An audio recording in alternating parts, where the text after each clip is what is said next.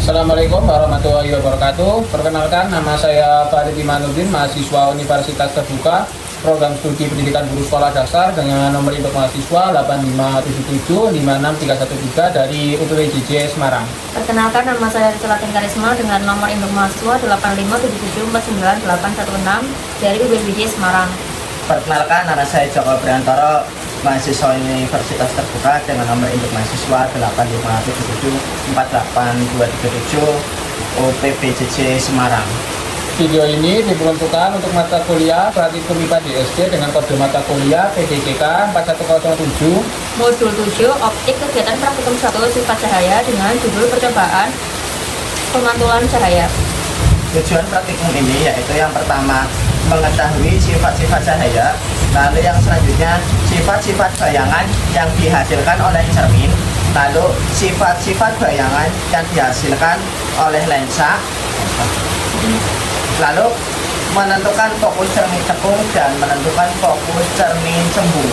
Alat dan bahan yang digunakan pada praktikum kali ini yaitu ada cermin datar, cermin cembung, cermin cekung, ada lampu senter, ada butur derajat, ada kertas putih, ada lilin, ada layar tabir kertas, dan ada celah cahaya. Untuk kegiatan praktikum yang pertama adalah percobaan pemantulan cahaya pada cermin datar. Langkah yang pertama adalah susunlah lampu senter dan celah cahaya di depan cermin datar. Kemudian nyalakanlah lampu senter dan amati dengan baik jalannya berkas cahaya.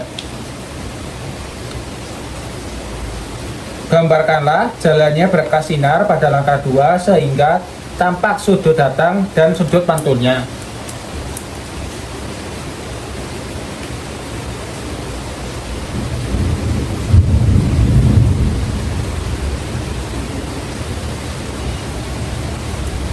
Ukurlah besar sudut datang dan besar sudut pantul tersebut.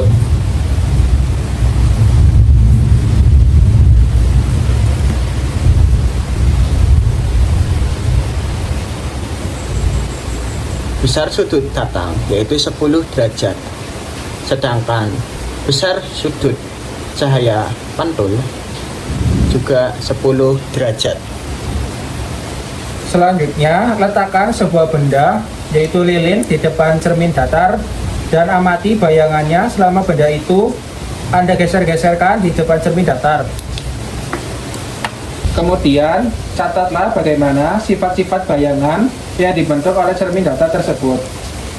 Sifat bayangan yang dibentuk oleh cermin datar yaitu jarak bayangan ke cermin sama dengan jarak benda ke cermin. Tinggi bayangan yang terbentuk sama dengan tinggi bendanya. Dan bayangan yang terbentuk adalah bayangan maya terletak di belakang cermin dan tegak. Percobaan selanjutnya yaitu percobaan pemantulan cahaya pada cermin cembung. Nyalakanlah lilin dan amati dengan baik jalannya berkas cahaya pada saat sebelum dan sesudah mengenai cermin cembung. Ya, ini adalah cahaya sebelum terkena cermin. Dan ini adalah cahaya setelah terkena cermin. Gambarkanlah jalannya berkas sinar sehingga nampak sudut datang dan sudut pantulnya serta bayangan yang terbentuk.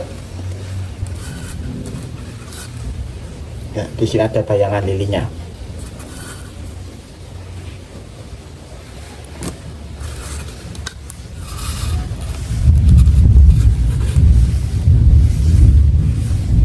Catatlah bagaimana sifat-sifat bayangan yang dibentuk oleh cermin cembung tersebut. Dari hasil pengamatan, sifat bayangan yang dibentuk oleh cermin cembung yaitu bayangan yang dihasilkan cermin cembung bersifat maya dan tegak. Ukuran bayangan yang dihasilkan lebih kecil dari ukuran benda sesungguhnya atau punya sifat diperkecil.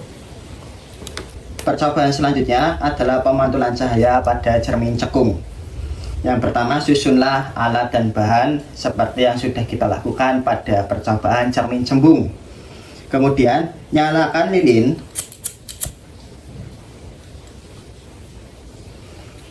Setelah lilin menyala, amatilah dengan baik jalannya berkas cahaya pada saat sebelum dan sesudah mengenai cermin cekung. Cahaya sebelum terkena oleh cermin cekung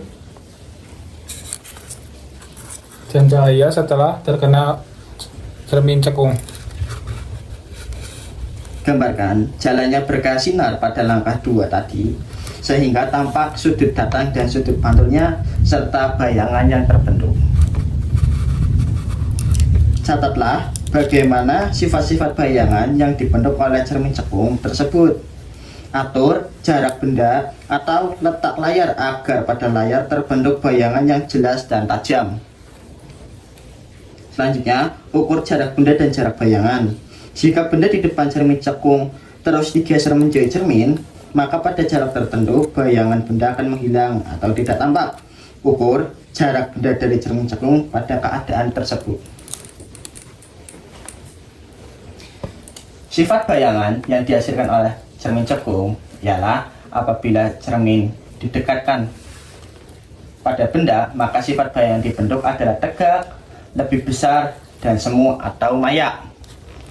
Apabila benda diletakkan jauh dari cermin cekung, maka sifat bayangan yang dibentuk adalah nyata dan terbalik. Berdasarkan dari hasil praktikum dapat disimpulkan bahwa pemantulan cahaya pada cermin akan berlaku hukum pemantulan cahaya. Bayangan yang terbentuk pada cermin datar, cermin cembung, dan cermin cekung berbeda-beda sifatnya. Pada cermin cekung, posisi letak benda yang menjauhi atau mendekati cermin akan menghasilkan bayangan yang berbeda pula.